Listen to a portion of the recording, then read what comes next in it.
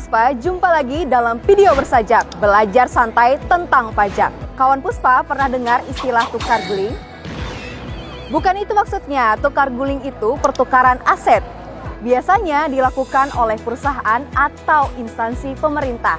Nah, dalam transaksi tukar guling, gimana sih ketentuan PPh-nya?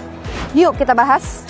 Perusahaan sering melakukan pertukaran aset sebagai strategi untuk mendukung kelancaran operasional dan pengembangan usaha.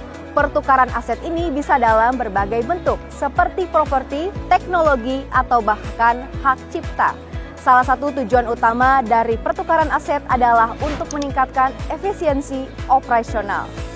Dalam ketentuan perpajakan, pengalihan aset, baik tanah, bangunan, atau aset yang lain merupakan salah satu penghasilan yang merupakan objek PPh. Untuk pengalihan harta dengan menggunakan skema penjualan, lebih gampang untuk menentukan dasar pengenaan pajaknya, yaitu dengan menggunakan harga jual yang sebenarnya kalau nggak ada hubungan istimewa antara penjual dan pembeli. Tapi pengalihan aset yang dilakukan oleh perusahaan nggak cuman lewat penjualan aja, melainkan dapat juga menggunakan skema tukar guling antar perusahaan.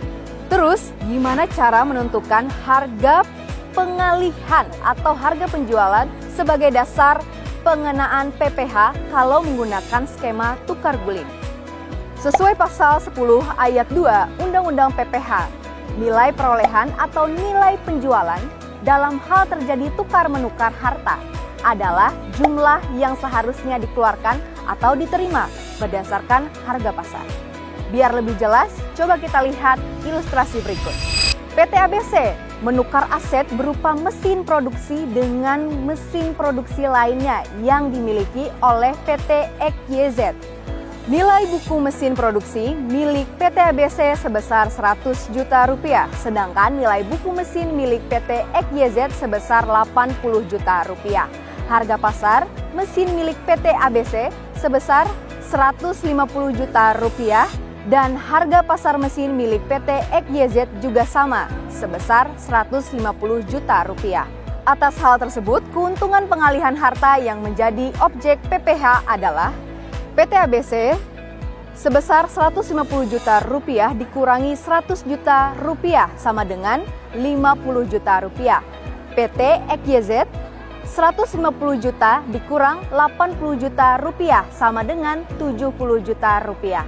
Keuntungan pengalihan harta itulah yang dikenakan PPh sesuai pasal 17 Undang-Undang PPh. Apabila menggunakan tarif PPh Badan Umum sebesar 22%, maka PPh terutang PT ABC adalah 22% dikali 50 juta rupiah sama dengan 11 juta rupiah.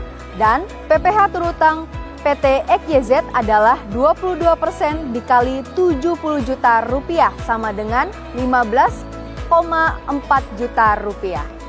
Jadi kawan Puspa, transaksi tukar guling atau pertukaran aset tetap memiliki konsekuensi perpajakan yang perlu diperhatikan dengan memahami aturan perpajakan dalam transaksi tukar guling.